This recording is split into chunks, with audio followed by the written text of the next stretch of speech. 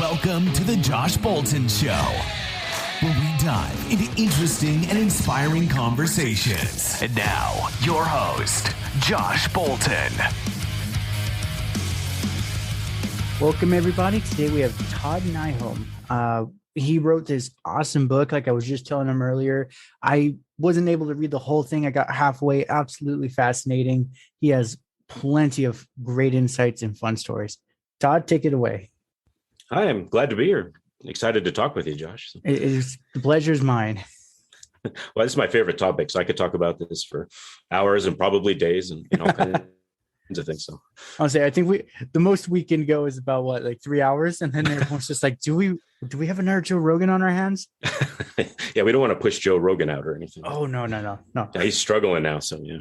Yeah, especially with Spotify, he's having trouble. Is he? I mean, yeah. He's still getting paid. They have to pay him no matter what. But yeah, his following's gone down a lot. I mean, you get like really specific into one little place. It makes you wonder how people will do with that, as opposed to being in 20 different places at once. Exactly. Yeah, you're better off being everywhere than just one place. So we were talking earlier about your inspiration. Can you give everyone a quick synopsis of your story and what it is? And then we're going to go into some details of that. Sure. So I grew up and I had some significant health problems that took me a long time to figure out. And I also had some significant trauma, which is kind of an intense story as well. And so in my exploration to figure those things out, I spent time studying and reading and finding anything I could to sort of improve my own life experience. And I kind of felt like I had to do a lot of that on my own because the doctors didn't know what was wrong with me. And the trauma I went through, I at the time was too scared to talk about because it was with a crazy person who threatened everyone I knew. And so I was like, okay, I'm not telling anyone about this because he was quite capable of hurting all of them. And so I was like, okay, I got to figure this out on my own. And as I got older and I developed a little more, I was able to get more and more help in some different ways into where I am today. And so I put all that together in some methods that have helped me a ton. And so the books, so I have 2 of them out now. They're my lobby into it all, so I can kind of figure it out. But I have a lot more to say. I already wrote the 3rd book, and it's just kind of processing everything to move things forward. That's awesome. You already have a 3rd. That's good. Yeah, I would say most authors I hear give up after like their 2nd if it's not successful. Yeah, and when I started looking into writing, I found people who had done what I wanted to do, and I watched their videos and I listened to them, and almost without fail, everyone said, "You'll never make it with one book. You need to write a serial set of books." And they even have a figure. They're like, okay, you need to get 20 ways of cutting up your intellectual property. So if you wrote 4 books and you had 5 ways of distributing it, like a printed copy, an electric copy, an audio copy, a workbook. If you put all those together, you can eventually get to 20 pieces. And that's when you really start to do well as an independent author. Right. You can do it sometimes faster than that. But when I heard that, I was like, okay, I got to spend a few years on this and write. And I like to write. It goes pretty quickly for me. And I think it, suits my thinking process well to write it out. So wonderful. So you were mentioning some illnesses. Could you, if you're comfortable, can you go into a little what those are? Sure. So it took me like 50 or 60 doctors to figure it out. But okay. It looked like when I was a kid, I got bit by a tick, and that gave me a few unusual infections. So some people know about Lyme disease. They've heard about that a little bit. There's a bunch of other infections that can go along with it, like Rocky Mountain spotted fever and rickettsia and ehrlichiosis and anaplasmosis and all these things that no one's heard of. So that first tick probably gave me 3 infections. And then as my immune system was working through it, I got gut parasites and I got these weird funguses. And by the time I found a doctor who could figure it out, I had like 12 weird infections, and I had just gotten some from a surgery. So I had some surgical infections, and that was all starting to kill me, really. So yeah, I would say that sounds dangerous. More than one infection running, that is extremely dangerous. Yeah. And when you stack them, it's hard to predict what they'll do, because some of those infections will just kind of sit in you and eat off you for a while. But when you stack them and then you put something a little more hardcore on it, now you're getting into a dangerous place. And yeah. At one point, I added up the percentages that they might kill me, and I think I have less than like a 2% chance of being here. So to annoy you and your listeners with the story. Yeah. So then, you were mentioning the trauma guy. I like, just what were some of it? We don't have to go into like the deep stuff unless you want to. No, he was interesting, and he was like a brilliant manipulator of people, and it took me a long time to figure him out. And I never saw him actually kill anyone, but he certainly told me about having killed people, including his wife. And he was a molester and a manipulator, and he worked at the school, and he was in Boy Scouts, and he lived down the street from me. And he was scarily smart, and so he could manipulate people better than just about anyone I think I've ever seen. And that's what makes it most scary to me. And it kind of sits in the back of my mind like a horror film. In horror films, no one wants to say the name or draw the image of anything. It's a bit like that in the back of my mind. And so that was quite a thing. Yeah. So it was like the Joe Blow of the community. Everyone knew him. They're like, oh, he's a great person. And you're like, no, he's not. Yeah, exactly. And people thought he was charming and interesting and handsome and well-educated and well-spoken. Nice. Yeah. Yeah. Everything that telltale signs of he's just a monster. Yeah.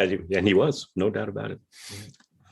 So from all that, how did your story, what was that moment you realized you had to teach yourself the stuff going on? I can't remember a time I didn't have that. So I think I got those infections when I was 4 or 5. And that guy was already in my life at those years too. And so I was trying to figure it out on my own, and I was watching the way he manipulated people and the way things were changing. And I was like, okay, I'm kind of on my own here. And that's not necessarily worked out bad for me. At the time it sucked, but it's taught me things I don't know how else I would have learned. And that's what I'm trying to share with some of my work, so people don't have to go through the same crap I did to get to that. So, yeah. Was it more like lonely? You felt like you had no friends kind of thing? No, I had good friends in an environment of people that kind of helped me out and took care of me and things, but they didn't know how to help me. And so I got a lot of, well, you're just lazy and you're just not good with people, and maybe you're not smart enough to be in school. I got that quite a bit from one teacher who was trying to get me out all the time. So I had to take a whole battery of IQ tests because she was after me. And she didn't believe the score. She was like, there's no way you're this smart. So I had to do it 3 times. And after you figure out the test, it gets a little easier. And so pretty soon I'm like ratcheting up. And so she's getting mad. And she was yelling at me so much at one point, one of the other students got up in the class and went to get the principal. And so it was kind of an interesting series of experiences for me that put it all on me in a way. But I did have good friends, and I had some wonderful teachers and people that helped me in ways that are hard to explain at times. Yeah, it's some of the experiences in the moment, there's no words to explain what they did. I'm just curious about that mean teacher though. Can you go a little bit into what she did? Yeah, she was a little interesting. She certainly did not like boys, and particularly boys that went through things quickly. So there were a couple of times I took tests that she said, oh, this will take 25 minutes. And I did it in 3. And I took it to her and she checked it. And she's like, these are all right. She's like, that's not possible. You had to cheat. And so I said, well, give me the other one. I could see you have another version. I'll take it in front of you. And I do it in front of her and I get them all right again. And she got really, really mad about that. And she just had a problem with me in particular and boys in general. And I'm not sure exactly where that all came from. And I don't know, I was like 11 or 12. So thinking back on it, it's hard to tell, Yeah, it's a little fuzzy at that point. Yeah. I know that feeling. I had a teacher where I was super smart and I came in, they gave me the thing. They're like, oh, it's going to take the whole class. If you need it, like, we'll call your teacher and we'll make your other class fine. Took it like 10 minutes in. I just handed it to her. She graded it. Same thing. It's like, it's right. Like, well, yeah, you also had a pattern, by the way. It was A, B, C, B, A, D, and then repeat. And they don't like they don't like if you hack it like that. If you see their pattern, then they really get mad. Oh yeah, she's like, you must have checked the ledger, and I'm like, no.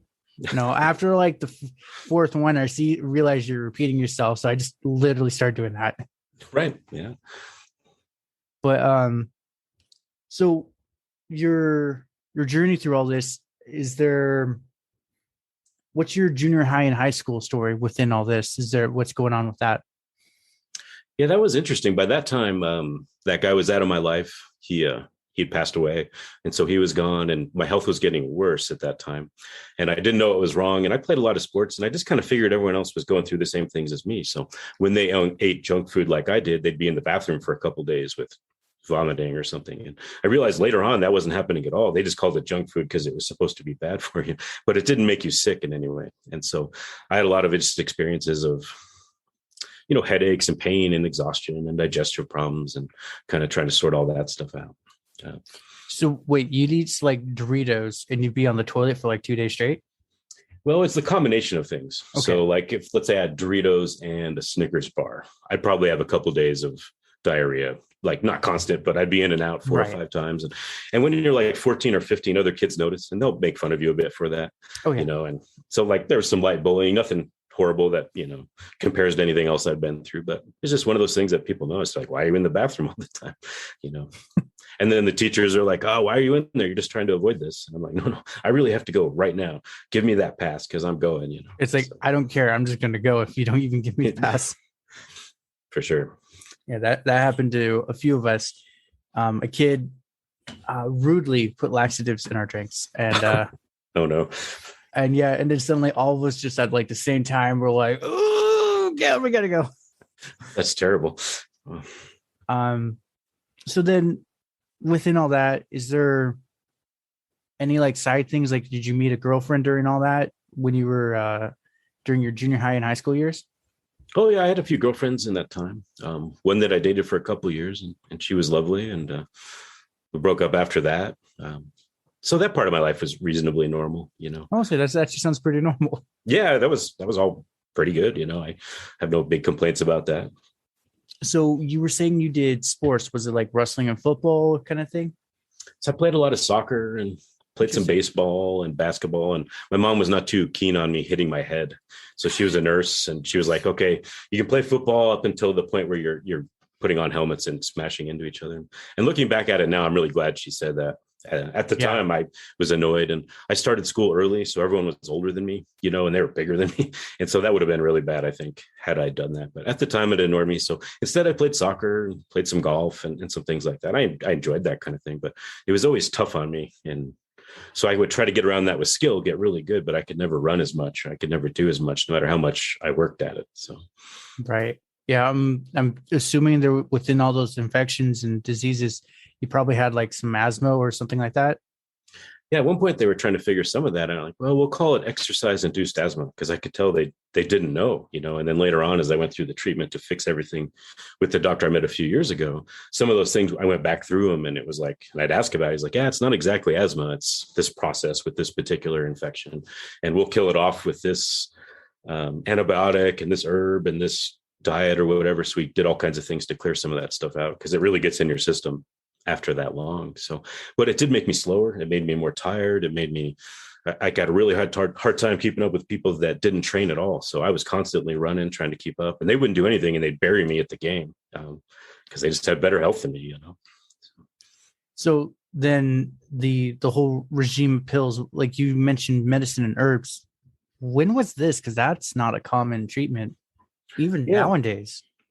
Yeah. So in my later teen years, I was like, okay, I can't figure this out the traditional way. Maybe I'll go into alternative medicine and I'll read everything I can find. And maybe someone 4,000 years ago knew what this was and knew how to fix it with a series of herbs or something. And so I read all those things and those things helped. And then I got into martial arts. And as I did more of that, I met a martial artist who was also an acupuncturist and a naturopath. And so he was helping me. So I was doing a lot of alternative kinds of herbs and treatments, and that helped get me along.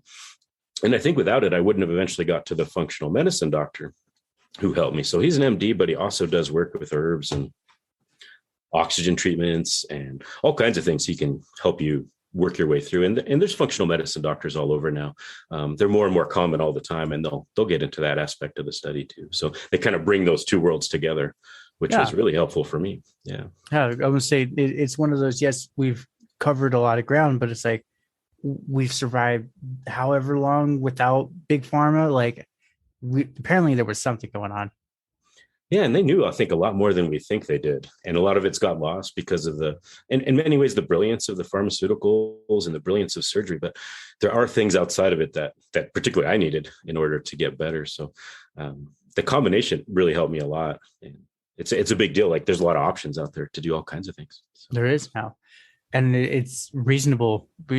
Especially with the internet. Well, the internet, they're mostly posting their own. Oh, buy my turmeric powder. And that's where it gets tricky too, like trying to figure out what the real deal is. So someone's not telling you there's a unicorn dancing over your forehead that will heal your cancer or something, because there's some people out there that are a little, let's say, off the reservation. Yeah, they make claims that they really shouldn't be making. Yeah, definitely. So you did martial arts. What style did you study? So when I first started, I was probably 12 or 13, and I did a lot of Taekwondo and then Tang Soo Do and then Hapkido and then later on, I got into praying mantis styles of Kung Fu. Nice. And that eventually got me into Shaolin temple boxing and Bagua and Tai Chi and Xingyi and Arnis Damano, which is a Filipino martial art. Wow. And so I went pretty far with it. And then some of those traditions really get into healing practices. So they have all these interesting methods that obviously you could figure out why were kind of interesting to me. And martial arts in general, with the way I grew up, you can see that combination of things that would draw me to it, to be able to defend myself, both like physically against someone, but also the inside, in terms of my health. So. Yeah, that is one of the biggest things I do Kempo. Oh yeah. And that's the biggest one we teach. It's like, yes, you physically can protect yourself, but you also are mentally building like a fortitude where no medicine can explain it. But if you're mentally strong, you physically can't get sick, kind of thing. It's interesting when you look at the connection between everything, your mind, your body, your emotions, your development of things, and getting things to heal in your body and change, particularly chronic problems and all kinds of things. It's amazing when you put it all together and you look at it and you start to build something around it. Exactly. Yeah. And that's one of those, like my instructor, we were talking, I guess one of his students that got hurt really bad. And it was the kind that did not expect him to recover. And then like literally 6 months later, he's perfectly fine, actually better than he was before. And that's where my instructor asked him, like, what did you do? What was so affected that even modern medicine couldn't fix you, kind of thing? And he's like, oh, I just assumed in my mind right now, I just have a little hiccup. But he's like, I was shadowboxing. I was training all the time. I was assuming I was already walking. He's like, I walked from here to the top of Baldy and back, kind of thing. Yeah. It's amazing what that does. And like when you really get your mind wrapped around it and you really put your emotions into it, what happens? And a lot of that stuff is, I think, the reason I'm still here today with some of the things I went through. So do you by chance practice meditation or manifesting?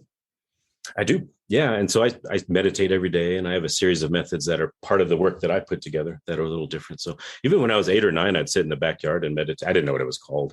I'd sit back there and I was doing it. And then I mentioned it to some teachers and some people that I met later, and they're like, oh, that's not real stuff. You're not really doing anything. But later on, I found some pamphlets some old yoga teachers had given in the 1930s, and it was that same method. And I was like, oh, I wonder where I got that from. It works brilliant. So I still do a lot of that.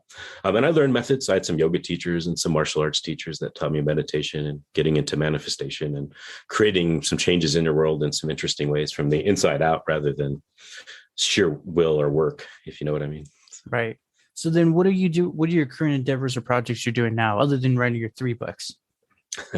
So I'm doing podcasts as I'm talking about the books, and I'm building more methods to teach people.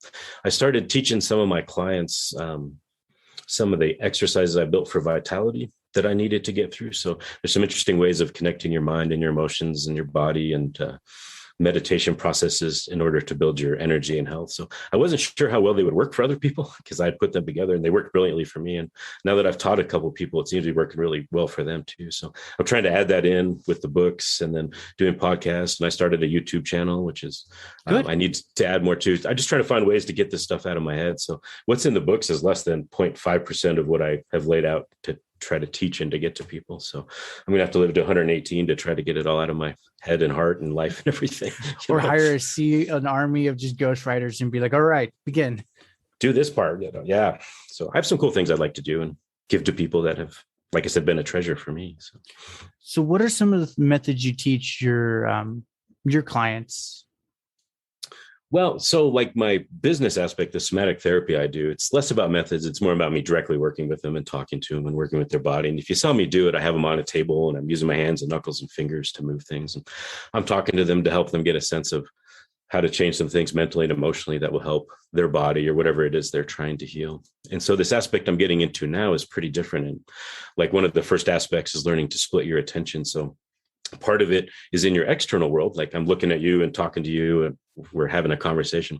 And the other half of my attention is watching my mind and watching my body and watching my emotions. So that part of me is always involved with myself and not just entirely out into the environment. So if you're going to try that, by the way, don't try it when you're driving it first. Give it yourself some time.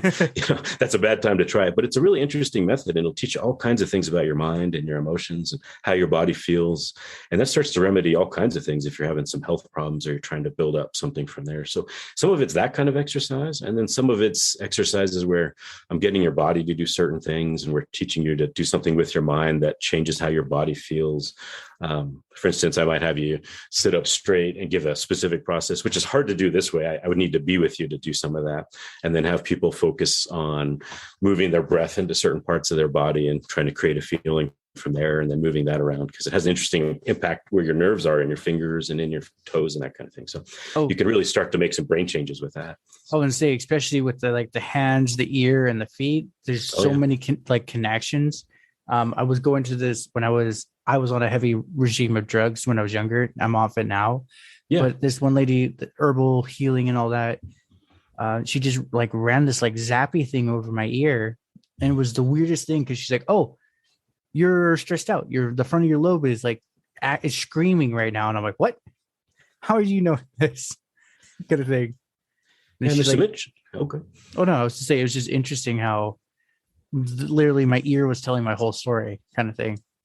Yeah, it's interesting, like how many different parts of you communicate in different ways. So I'll have someone on the table and I'll just put my hand on their back and I'll ask them how their day was and listen to what they say. And it's really obvious at some point. You're like, okay, you're really struggling at work. That's a big part of this. Or you're really struggling with your family, or you're really struggling with this part of your health that you didn't tell me about. So I'll say, "How's your health?" And they say, "Great." And then later I find out they have 3 kinds of cancer and their heart is falling apart or something, but they think their health is okay. And that's a real story. People won't always tell you those things, but there's a part of you that's always communicating that, and someone who's able to kind of tap into that. Or sometimes they're using machines to do that are reading like heat waves, or they're reading your brain waves or your heart or something like that. So there's a lot of cool ways to help people move forward that way too. Yes. That's interesting. So do you have like an empathic ability? When you touch someone, you can feel their pain where it is? Yeah, I mean, I can feel it that way, and so there's like an emotional sense that I can feel. There's a physical sense if I have a hand on them, which is like my body giving me some information.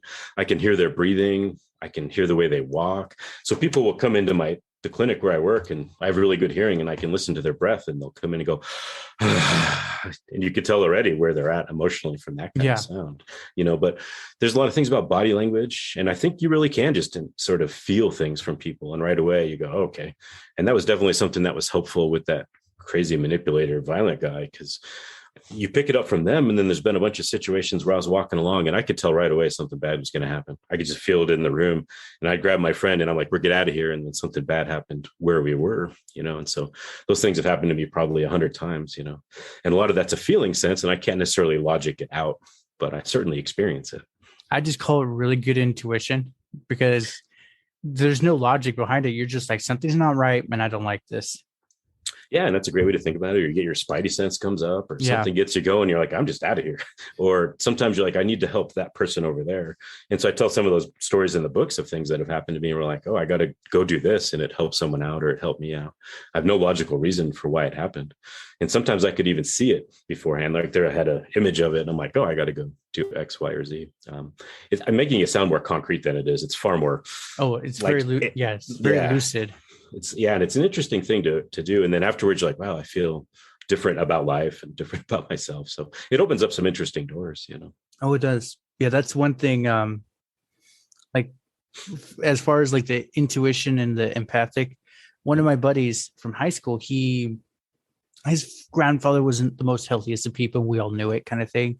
Yeah. And he smoked and did like this chemical bath so he could get his lungs clean of all the tar, but he wasn't supposed to smoke again. Well, he was, right, and kind of thing.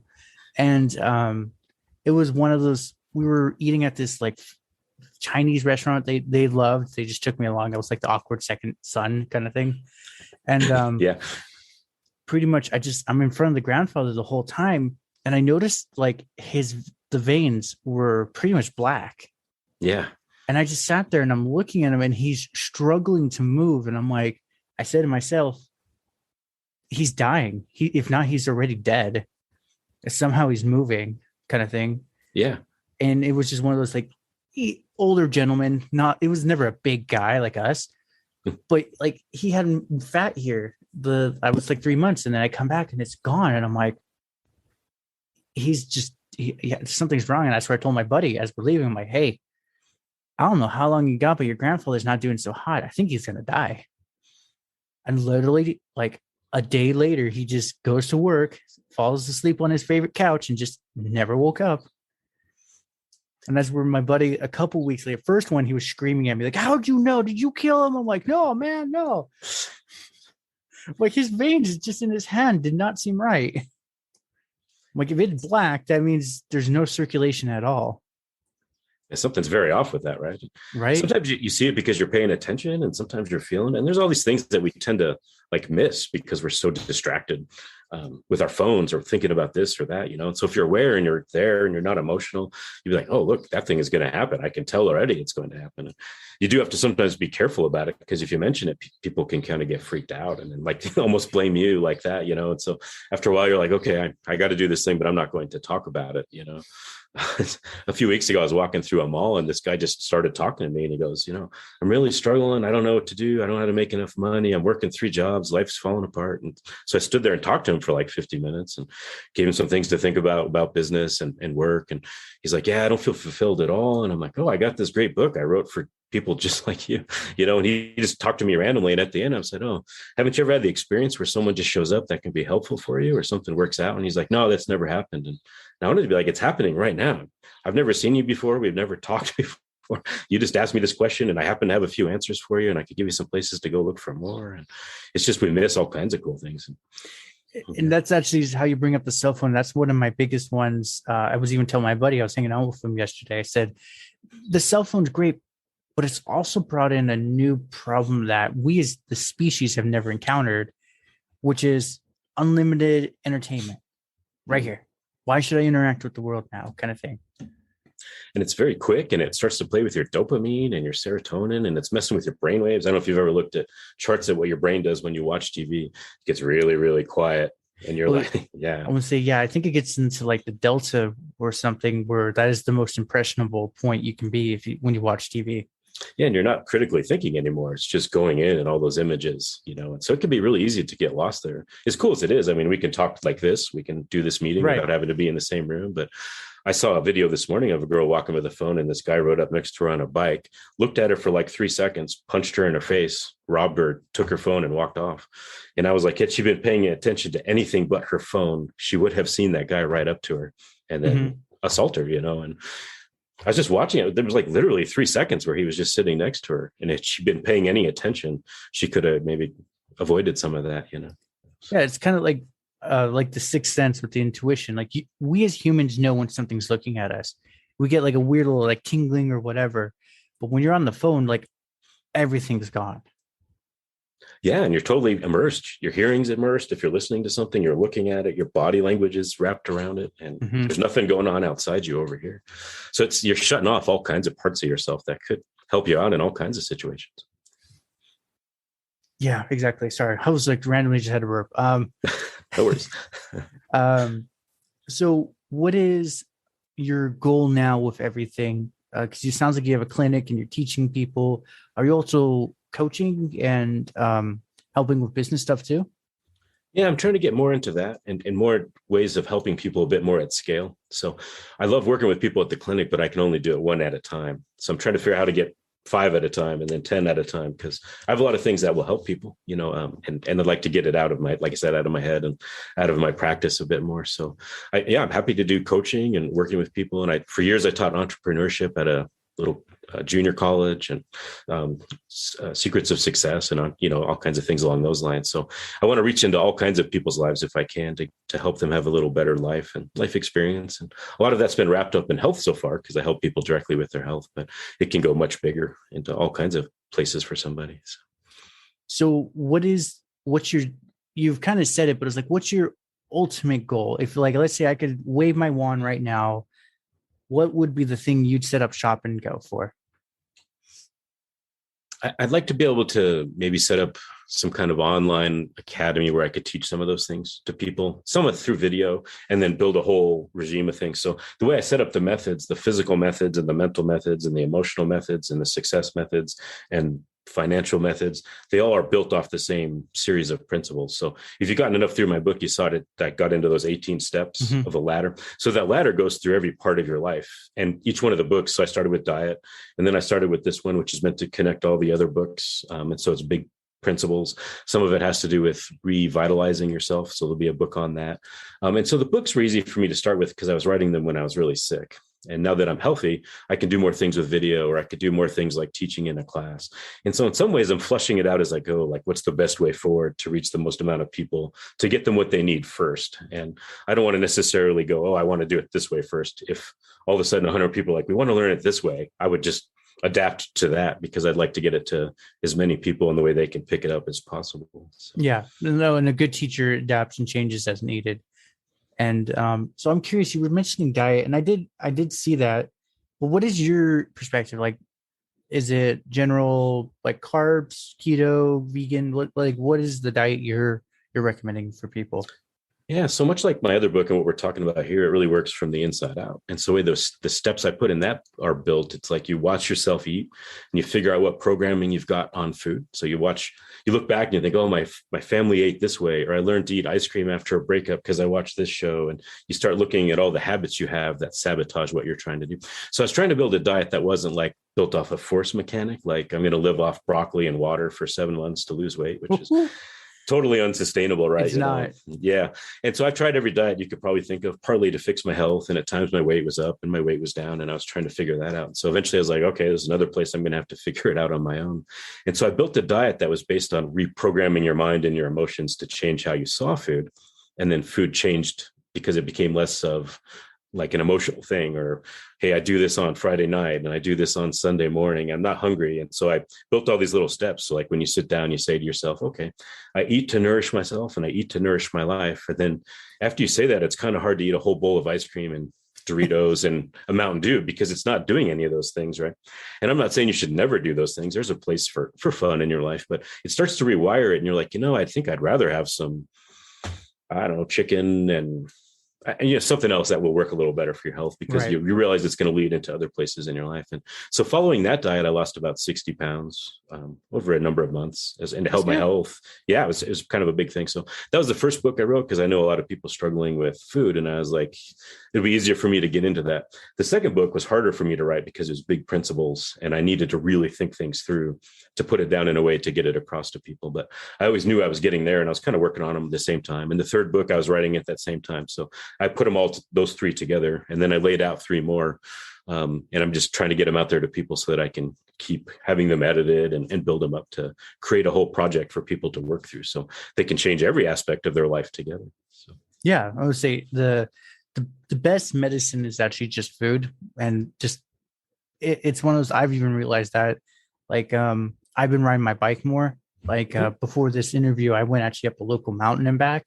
Yeah, and it's just one of those. As I've been doing this and I've been riding more, my whole diet and like physique is just, when it comes to food, is changing. Like with my buddy, we went and got In-N-Out. I'm literally sitting on his couch, burping and almost throwing up. And he's like, "Are you okay?" I'm like, "I guess in exercising, I can't eat fast food anymore."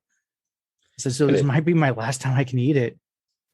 And things change, and your body will start talking to you. And that's a lot of what I was trying to get at that first book, is how do you get your body to talk to you, to tell you what you need, and then get around the emotional things. Like I said, because a lot of people are eating food to deal with how they feel. And you don't really notice it until you really pay attention to it. And you're like, okay, I had a long day. I saw 12 people today. They all told me a terrible story. So it's like real for me. I'll come home and I'll be like, okay, maybe I'll eat this bag of potato chips. And you're like, well, okay, it's a lot of salt. And you might also realize that your body's talking to you through chemistry. It's like, why does it want salt all of a sudden? And you're like, oh, there's some things with adrenal problems that connect to salt and exhaustion and all kinds of things. And you're like, okay, there's a bigger picture thing going on here. And with diet, that's important, because it's hard to live on, like I said, and joked about broccoli and chicken for 12 months or something. So. I would say, I think you can sustainably, without hurting yourself, maybe do it for 2 months. After that, you're really pushing it after that. And you're starting to miss minerals and vitamins. And I joke about that because I watch people do it. And I've watched people lose weight and yo-yo back and forth. And, it's terrible to watch. Yeah. Like I at one point I was super into weightlifting and like all that stuff. So I was like, this one bodybuilder on YouTube was like, "Oh, just eat chicken and broccoli for like a month. You drop some body fat." Then he's like switched to whatever, then back to chicken and broccoli. Now older, I'm like, that was just yo-yo. I'm like, no, I'm not. At the time though, I felt like a freaking beast. I was lifting like crazy, but it was just common advice. Yeah. Yeah. It was one of those, like, now looking back, I'm like, you're such an idiot though. Should have seen that one coming, And there are a few people who are like generally like genetically gifted, and they can make that work. They can eat all kinds of things and work out, and it works for them because they're in the top like 3% of some aspect of genetics that allows them to do it. Oh yeah, there's one coworker I knew, one of my old jobs, Duke eat anything and be rail thin. Yeah, and I just sat there and I'm like, I envy you. Like I'm like, you can literally eat like a freaking party size of Sour Patch Kids and not an ounce of fat is put on your bones. It's amazing. I watched a friend of mine when I was in high school. He ate a bowl of cereal with ketchup on it and potato chips, right? Which is just disgusting. Disgusting to sound. And then we went and played football, and I watched him carry 4 guys on his back from one end zone to the other. I was like, how did you do that? If I ate that, I'd already be in the bathroom in pretty good pain. Like my gut would hurt so bad. But for him, it didn't touch him at all. And he started working out. He was just a beast. He was right out of a magazine. And it wasn't like he had to work on his diet at all. His metabolism's just insanely up. And it's just like, we just need calories now. Yeah. But he lost that at some point. As you get older, most people kind of lose that. And that's when you got to like really pay attention. So eventually it changes for him. But yeah. Yeah, it is what it is. So then what is some other topics in your book that you'd like to go over with everyone? Yeah. So at the end of the book, I put a series of qualities that I like to use for decision making. And there's 26 of them.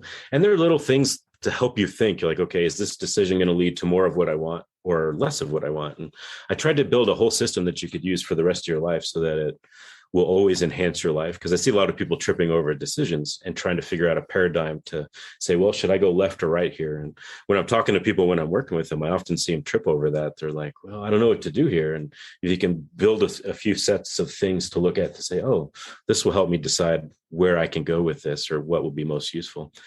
As an example, you might see someone struggling if they want to have a family or not. And some people are really into it and some people aren't. And some people feel enormous pressure, like their family will disown them if they don't have kids because their parents want grandkids or something, and they're really struggling with it. And I'll say, okay, well, sit down and look at, does it lead to more life for you? Will it make you feel more alive? Is it going to distract you from what you would consider the chief aim of your life? And so I think that's a really cool aspect. I haven't got a chance to talk about a lot because it's at the end, and I built it into a chart so that you could maybe hang it up somewhere. And I'll make it a chart at some point so people can put it on a wall if you want. But it's got a lot of cool like things to look at so that you look at, well, 60 years down the road, will this help me get to there? Or 50 years, or how will it make me feel? Or how's it going to mess with how I think? Or what's it going to do to my finances? Those kinds of things. That's crazy because that's recently what I've been working on myself is like, I've had some interesting encounters with people in general. And it was one of those, I thought they were an opportunity, but then like, I just told myself, okay, what I say is, will this deviate you from your path of success that you want? And I sit there and think it's like, yes. Then it's like, well, then I just have to cut that off. Then there's like some follow-ups. If it's a no, then it's like, is it good or is it selfish in nature? Is it this or is it this? And it sounds like you're a very similar structure for that too. Yeah, and it's very similar, and it's just got a series of principles to look through so that you don't miss something kind of big, And I originally started with 26 because it built into an alphabet kind of concept, and there were a lot of. So I have a degree in languages, and I really like languages, and some of the old languages they had built all these cool concepts into the alphabet. So I was really keen on that when I wrote it, and when I was going through the publishing process, they're like, "Yeah, you shouldn't use an alphabet unless you're going to make the key principles stick with the letter," and I couldn't make that work out. So I changed it to numbers.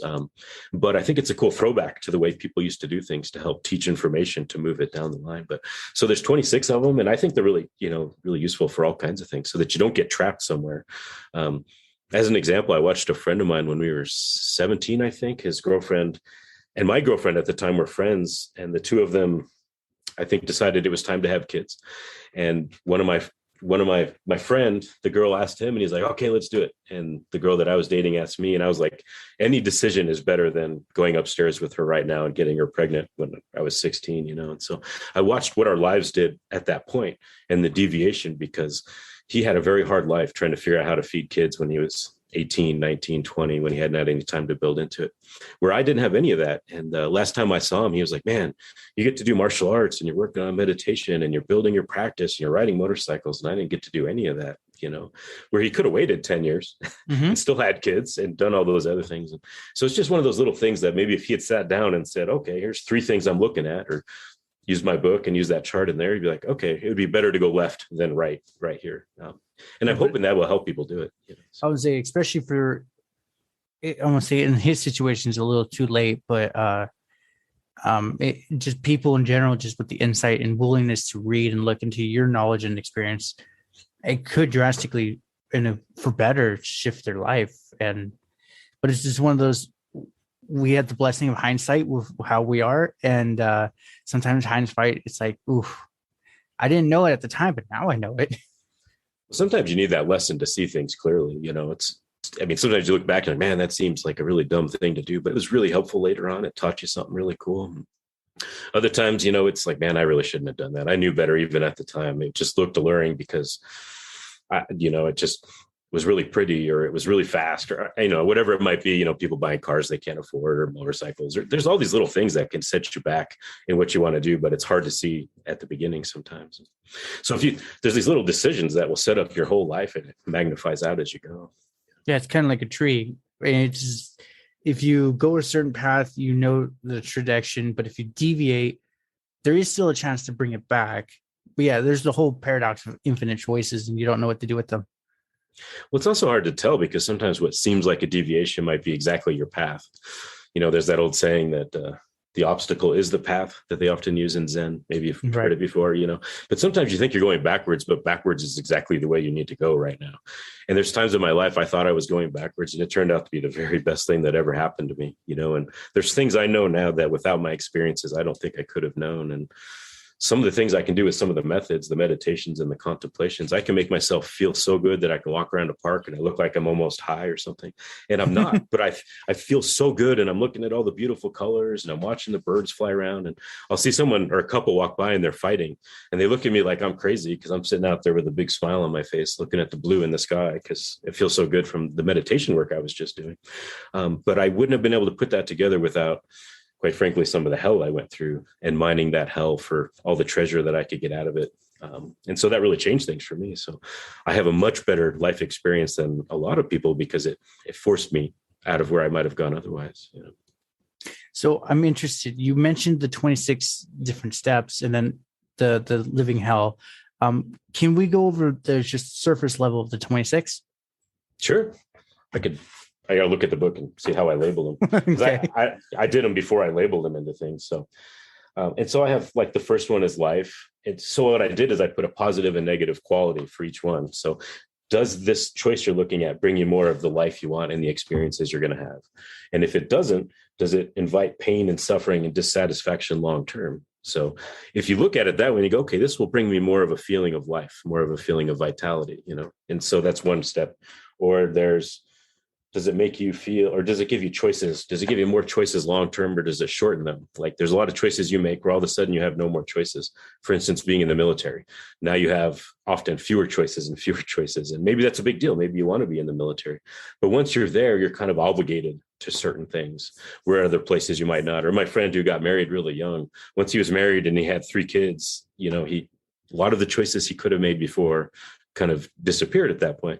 And so some of the choices you look at and say, oh, this would be really helpful for me, in terms of these directions. And these ones won't because I'm more interested in freedom. So for me, I'm more interested in freedom. So when the girl I was dating was like, well, let's go get pregnant. And I was like, immediately, it's like, no way. Any decision like right now is better. I'm going to go have a Coke at McDonald's, because I was like every other teenager where sex is interesting, and so I really had to deviate my attention somewhere else. And I was like, okay, I'm just going to go have a Coke. Coke is okay, and I knew I was breaking up with her at that time. And it was kind of an interesting experience. And she was married within 6 months and had kids. And so to her, that was a big deal where she wanted to go. So that idea of, does it give you more choices is kind of big, And I'm just picking some of the ones as I go through right. it. Does it draw the best out of you is what you're looking at next. Can it make you more of the best that you can be through your own viewpoint? Or does it make it so that you're more limited, or you're not going to be able to do the things that you want to do? For instance, I have a friend who's an artist, and if he didn't have the flexibility to be artistic, when the moment hit him, when the mood hit him, he'd be in trouble and he wouldn't be able to draw the best out of himself through his artwork. I've known him for decades. He does just an amazing work, but he had to make choices to allow that to happen, where maybe if he had gotten married and had kids young, then he wouldn't have been able to. I know I'm picking on that so much. It's just because I started with it, I think. Where other people that would open up and maybe being a father would draw the best out of them, or a mother, or whatever. So that's another good one too. And so there are things along those lines. Will it give you a good financial acumen? Will you know more about finances, or will it make you worse with finances? Are you avoiding learning how to budget, or are you learning how to budget so it'll open more options for you? Or you shying away from entrepreneurship because you don't know enough about money to make it work? You know what I mean? And it just works through these ways. And so the list goes through all kinds of things like that. Does it give you more self-love? Does it make you appreciate yourself more? Or does it make you feel worse about yourself?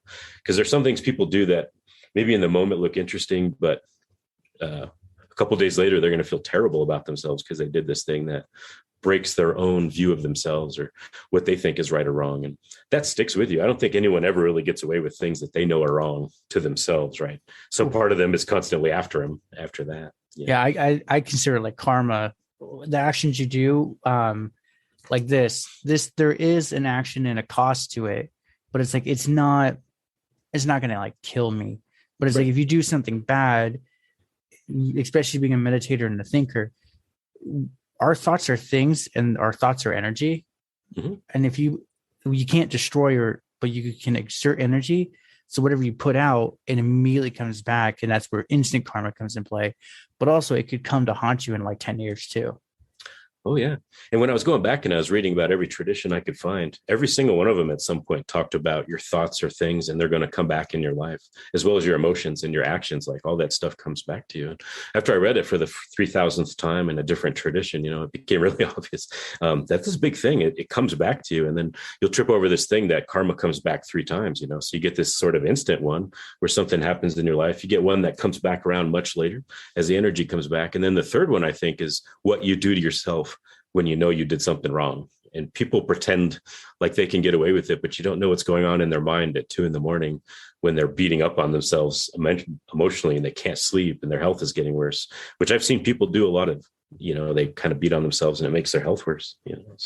Yeah, it's sad. And that's one of those, like, I've just stopped talking to my coworkers about mindsets like this.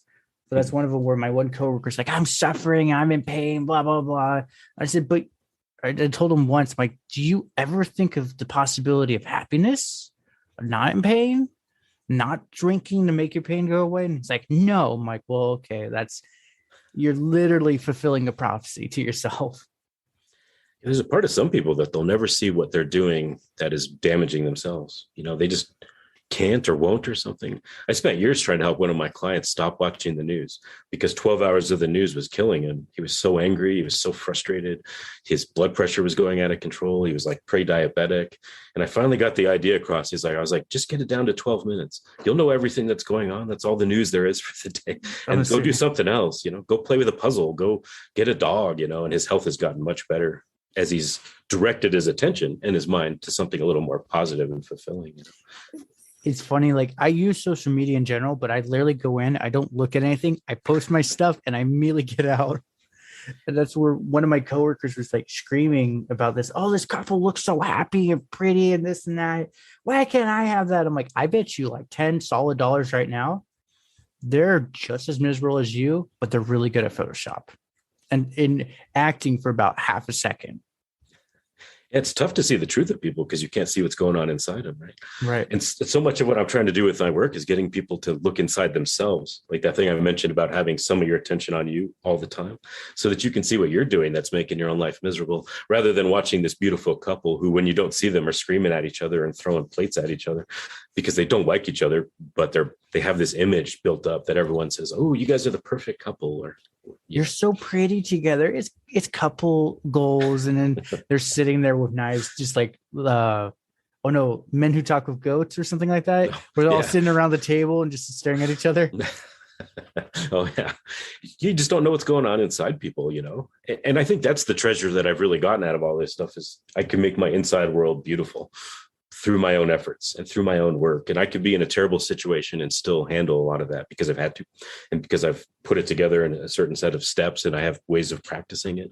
And if I could give, you mentioned before, like, what is my ultimate goal? If I could get let's say 1,000 people that where they could really do it, I'd be like, man, I really kicked some butt in this life and be really excited about it. Like, how can you actually make that thing happen? A lot of people talk about it. And I've had teachers that talked about it who I didn't think could do it. Like, they knew certain aspects of it.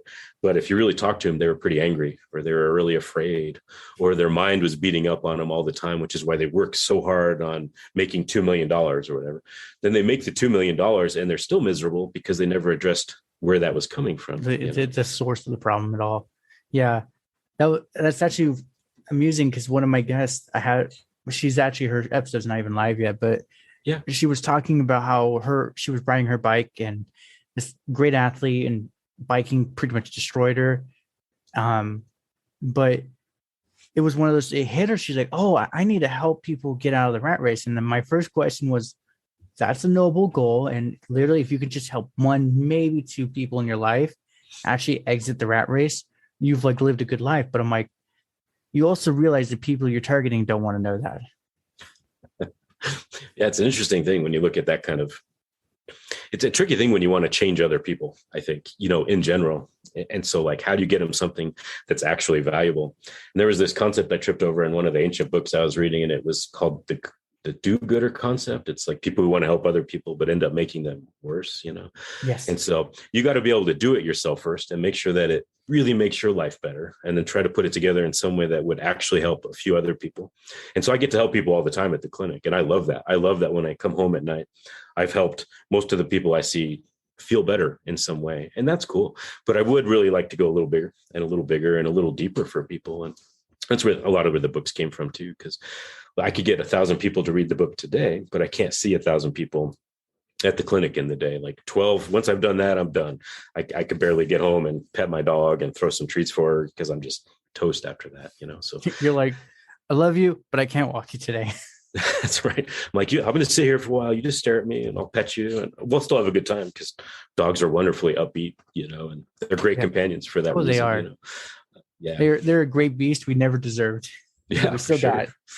We're lucky to have them. Yeah. We are. So then, I think you've mentioned it, but I just want to spin it a different way. So what specifically do you do in your clinic? So specifically, like if you came in to see me, we'd talk for a minute, and I would try to figure out if you're having a lot of physical pain, like maybe if you have neck pain or shoulder pain. So most of the people come to see me, someone said, well, Todd can help you with these pains that you're having, or maybe dizziness, or maybe you're having headaches, those kinds of things. And then they come in and I'm physically working with them. I'm manipulating their tissues. I'm working with their cranium and their sacrum. I'm working with organs in their body. And I'm talking to them that whole time, mostly listening to what they're doing, so I can see what's affecting their health, because sometimes people think it's their shoulder, but it's actually their issues with anger, or it's actually their issues with some relationship that doesn't make sense. And so I'm not a therapist. I'm not like talking people through their issues like a psychotherapist would do, something like that. I'm talking to them and I'm using their body as a mechanism to get their health to change, which culturally we don't do much of, but other cultures did. So if you go back and look at acupressure or shiatsu or Ayurveda, they had lots of ways of looking at how your emotions affect your body, how your mind affected your body, and how your emotions affect your mind. And they had like mental and emotional hygiene practices and things like that. And so it's a little more along those lines than it would be. Yeah, that makes sense. I'm gonna say, if you actually like met me, I'd say 3-4 years ago, like that's when I was lifting, and it's just I was raging angry, and I could not figure out, because I did have an old terrible back hit, like back in my head, where the knob on the back of your skull. Yeah, I got hit hard. It was like a Louisville Slugger, essentially, to the back of the head. Oh yeah, and so my nerves, like I somehow didn't get paralyzed, and no concussion or anything. Yeah. That's where I was joking with the doctor half delirious. I'm like, I'm just a really tough son of a bitch to kill. Sounds like you are. It is where he's like, dude, you essentially had like Babe Ruth swing 3 times to the back of your skull, and you're just standing there perfectly fine. I'm like, but I didn't kill myself, so it's okay. He can't kill me. But that was one of those, because I was super angry, because like my neck, I was essentially paralyzed. Yeah, like I could not. This was really hard to do. Right. So eventually, as I've been learning with the business, the mindset, I realized, that injury, yes, it was the injury, but I've already grown past it. It's all the reserve anger, just literally sitting at the base of my skull. So I've just through time, meditation, and therapy, I've gotten it out of me. And now I'm sitting here going like, well, it cracks. Wow, that was bad. But I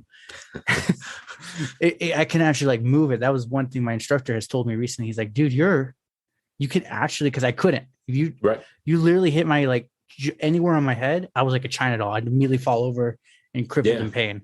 Now I'm just like, they hit me. He's like, ding. So okay. That's where my instructor's like, what did you do? I'm like, I'm not angry anymore. Makes a huge difference. And then you'll see like certain emotions lock into certain areas, and anger often goes to the neck, and the shoulders too. And the shoulders and your liver actually, which is interesting. Mm-hmm. And they talk about it a lot in, Chinese medicine, and fear often goes to your hips and your kidneys. And you see all these little things, and you're working with people and you work through them, and you realize a lot of people's memory is tied to how their body feels, And so I might have someone like you come in and I work through their neck and head, and all of a sudden they're right back when they got hit, and the pain that was there, and the emotions work out and the memory works out. Then all of a sudden, we can mechanically make it work better. And then you can turn another 15 degrees each direction or something. And so it's a lot of those kinds of things that I'm doing at the clinic, or people have been in car accidents and stuff too. But anyway, I can help them out. Yeah, I would say, especially with whiplash, there's fear, anger, regret. Like you're stuck in the past. Yeah, you're stuck in the past. You're living the same moment over and over again. I'm actually speaking from experience. I was the funny how you said don't think about yourself and focus on the world. I just got home from Idaho, and I was from my uncle, and I went to my instructor to tell him all about it, and he was hyping me up on some whatever side hustle he's working on. I got super emotional. I hopped in the car. Like 90% of the drive was home. I decided, I want a burger. So I take a left and I go down 2 streets, and I'm thinking about myself, but I'm not looking forward. Yeah. And it was just a split moment. Suddenly I look up, I'm like, it was green. I'm like, okay. I kept going my 40 miles per hour. I look up again. It's just red. Yeah. And this lady's in front of me, and I said, well, I'm screwed either way. And I just turned and hit the back of her car. And it was just one of those, for the longest time, that's where I would always beat myself up, because I'm like, oh, you were focusing on yourself and you should have been focusing in the front. Now I'm just like, okay, well, it is what it is. You're not doing that again. Yeah. And I mean, it happened. And like, if you don't let it go, it constantly messes with you for the rest of your life. Oh yeah. It's at some point you got to make peace with it, and then get it out of your body and get it out of your emotions and get it out of your now, Yeah. And that was the hardest one for me, was accepting it, because the landmark, every time I passed it, even if it just turned yellow, in California, you can run yellows. I don't know about other states, but I would just stop. Like literally, even my dad's like, dude, calm down. I'm like, it's yellow, man. It's yellow. I'm like shaking. And he's like, okay, I'll drive. Calm down. It's one of the funny, I drive kind of on the slower side now. And it's because I spent so much time helping with people with car accidents, and you talk to them and they're like, yeah, just one time I was going really fast, faster than I should have. And I wasn't paying enough attention. Now they have back pain for 30 years, and they come to see me and I can get it out. But I'm like, that's 30 years of pain that if I'd just been driving a little slower, I could have missed it, And so I actually use that time to work on myself, because I want to drive fast. It feels good. I want to get places. And I'm like, no, now I have to prepare. I have to get my emotions under control. I have to drive and pay attention to what I'm doing. And so it's a moment of like self-discovery and self-discipline and all those kinds of things that it's hard for me to get across to people, because they like to drive fast and all those things too. But. Oh, especially, I'm going to say here in California, I don't know about your side. Especially with the pandemic, there was like no one on the freeways, so everyone was going 90 to 100 miles per hour. Yeah. Now that everyone's driving to get into work, they're still going 90 to 100 miles per hour, and I'm like, guys, like there's actually cars on the road. Calm down. Calm down. It's gonna be okay. You'll get there. Yeah, it's still happening here too. And definitely when I go into Colorado, because there's so many more people there. Like, okay, it's the speed limit 75, but I got to go 95 to not get run off the road because everyone's driving so quick. Yeah, when I was coming back from my instructor, I was like, oh, I'll do 65. Even the truckers are going like double what they're supposed to. And I'm like, Jesus. Yeah. And I want them in front of me, because like if people are in front of me and they're driving crazy, I can see them do it first. Right. And so it's always good for me to let them go in front of me. Like people's ego will say, oh, I got to get in front of this guy and not let him pass me. But if you realize once they're in front of you, you can see what they're doing, all of a sudden it's a self-defense mechanism. And it really is training yourself, because you want to make sure you get where you're going. And you always are doing that, so you don't end up with problems. Yeah. Like I was coming home from something, and I could tell this guy was drunk, but it was like 4 or 5 beers. He shouldn't really be driving, but it's not like completely gone. Yeah. but he was driving by Braille, and literally he was right next to me the whole time. And I just hit my brakes. There was no one behind me, just slid back as far as I could, pulled over behind him. And I would just follow him because I'm like, if he turns right, I'm going left kind of thing. Yeah. It happened to me yesterday. I was driving to work and there's a person, she was like hitting all the different railings on the sidewalk.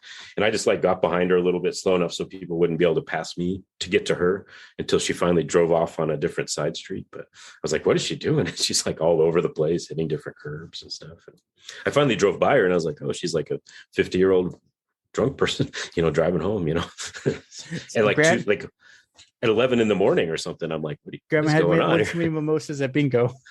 Yeah, maybe that was it. Bingo. Bingo. It's crazy what they do over there. Yeah, definitely. Dude, I love it. I got 3 going out questions for you. Sure. So other than work, what have you been doing to keep yourself busy during these lockdown times? Well, writing books and developing methods that I could teach people. And so I'm always working on something new. And I just found out created a new like meditation process for helping thought process and helping my brain heal from some of the problems I've had. So that's been a lot of it. I also play guitar. I love guitar. Yeah. Oh, I also live in a log cabin that I'm fixing up. I want to say those watching on YouTube are going to see that. It's gorgeous, by the way. Yeah, and I love it. And I'm fixing it up and I'm getting it stained up. So it's like half stained and I'm fixing some of the cracks and checks and things. So yeah, it's absolutely gorgeous. I'd say better than my view. It's a little different anyway. Yeah. So the second one is someone aspiring to be like you, successful entrepreneur, author of 3 books now. What are some tips, tricks, or advice you give them to start down that path of yours? I think nothing matters more than you foresee where you want to go and you don't let anyone talk you out of it. Because that's what's going to happen a lot when you get into it. So when I started writing books, I didn't tell anyone. And so I wrote the first one and I sent it to an editor who promised to tell me the truth if it was terrible or not. So I sent it to her and she said, "You write well. This is going to work out pretty well." And so I got some editors to go all the way through it. We finished it up. I published it. And then I told people about it after it was done. And people even then were like, "Oh, no, you'll never be able to finish it." And I'm like, "No, it's done." Like, no, you'll never get it published. I'm like, get out your phone, open up Amazon, look up my name. You'll see it. It took me that long to get people to believe that I could do, which is not that hard to write a book. You just have to start and every day do a little bit and every day do a little bit and every day do a little bit. And it's the distractions that get to people. It's like that constant effort in a direction. Exactly. Yeah. I'm going to say, have you read Stephen King's memoir on writing? Yeah. As I was just thinking, I'm like, it's like, even if it's 2 pages a day, I think he mentioned it or I just ad-libbed it in. It's like, write about a chicken shit in the yard if you have to. Yeah, it's for some people, it's like even 3 bad paragraphs. Just get started. Just do something. For me, I wrote on my phone because I didn't have a computer at the time. And I'm like just walking around writing on the phone, or I'd be sitting in line at Albertsons writing on the phone or whatever it was, just to move it forward. And people often, they have these grand ways they think that has to be done. It needs to look this way. It doesn't need to look anyway. It just needs to work for you right now. Right. And that may change as you go too. So. Yeah, exactly. So then third one, where can everyone contact you and buy your book and all that? Yeah, so I put everything on my website, which is nitality.com. And so I originally called my work the Nyholm Vital Life Method, which is just my last name and Vital Life Method. And that was too long. And one of the editors was like, you really should change that. So that eventually became Nitality Method. So NYTALITY.com.